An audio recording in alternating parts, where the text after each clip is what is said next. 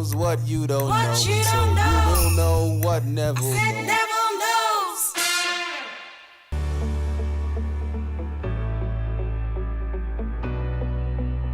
Today on Neville Knows, we're going to do another topic, and this is called Itira Kickium. Itira Kickium is a Latin word which means good luck with kicking those tires. The story behind this is in the early days when guys bought cars, or when cars first came out, only the rich could afford them. And over time, as the company started producing more and more cars, obviously the prices came down and everyone started trading in their horses, their wagons and their carriages, and they started on cars. The problem is with this area is when people got into their cars, they always walked around them and they kicked the tires. And this became a superstition and a habit. So when people got into their cars, they'd walk up to them, kick their tires, get in and drive off.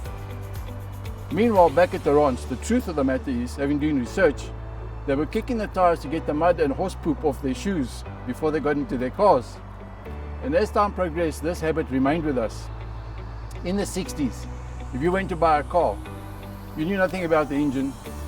No one was really mechanically minded.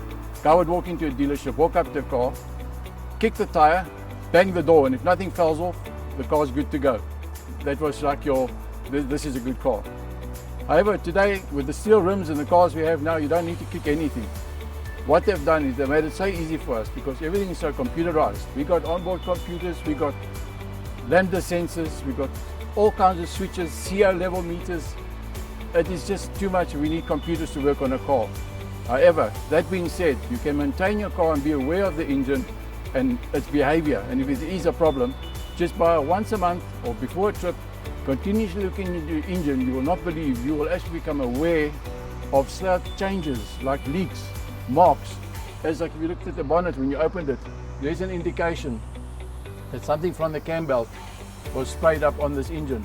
So when you first start inspecting your vehicle, just have a look at the bonnet and remember it. This is actually just from a service, so you can see the dirt and the mark comes off.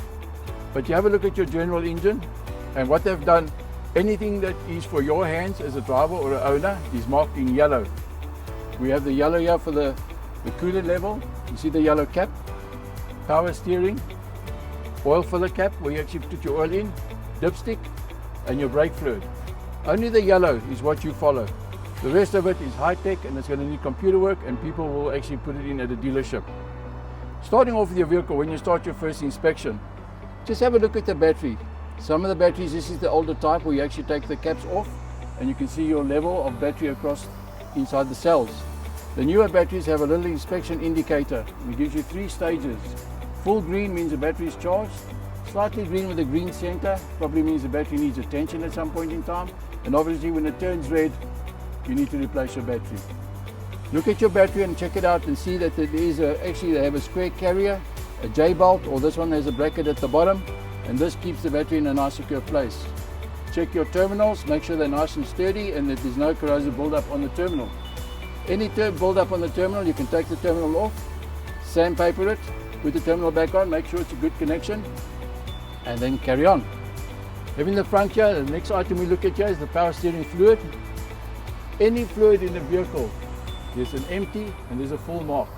Never exceed the full mark. That engine was so designed that that full mark means there is enough. You do not need to put any other or add more fluid into the system. So you've checked your power steering, you have a look at your hoses, no problem with the hoses, no cracks. With coolant and antifreeze, it has 2 functions. The one is to dissipate heat inside the engine and to build the sludge buildup. The other, if you have any problem with your cooling system and a leak, the color of this coolant will show up easily inside the engine bay. You'll find your radiator hoses or on the cylinder head, any discharge of the color that's in there. You get the yellow, the red, the green, the blue. It's easier to identify, and when you pick up a stain mark or where there's been a leak, it's easy for you to have it repaired or to mention it to a mechanic that it needs attention. Moving along over here, we have the brake fluid level. The brake fluid level also has a full and an empty mark. From new, if you don't ever add brake fluid, this is actually a gauge for you. Because as you use your brakes and the brake pads start wearing down, they start traveling further in, which means the level of the brake fluid will drop. Providing you don't ever top it up. The minute you replace your brake fluid and you push the calipers back, the fluid level will rise again to the full mark. So without having to take the wheels off, you can merely look at this, and if you see it's almost halfway or it's past, going towards the empty mark, you know it's time to replace your disc pads. But the minute you've topped up, the game over, you can't do it again. Unless you replace the disc pads, fill it up again, and then work from there again, remembering that this will be your gauge. You just keep watching that level. When it gets halfway, you know the brake pads will probably need replacing soon. Over here we have the oil filler cap. Again, it's marked yellow. You can take it off and just pour your oil in and then seal it. And here we have the dipstick. Again, they've marked it yellow. And on again, very important, this one. When you have an empty and full mark, there's your empty, there's the full. Do not exceed. When you've got any oil or excess oil in here, there's such a compression buildup in the engine. It damages not only your front timing seal, but you will develop a rear seal leak, which will affect your clutch. And when you pull off, your clutch will be slipping because the oil will be getting onto the friction plate of your clutch plate as such. Once you've checked your oil level, you put your dipstick back in, or you also make sure that your vehicle is on a level ground.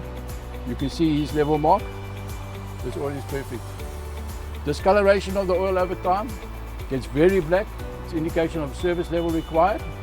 And if you see at this part of the dipstick slight milky mildew building up or what, you must know that there's somewhere in the engine there's a problem.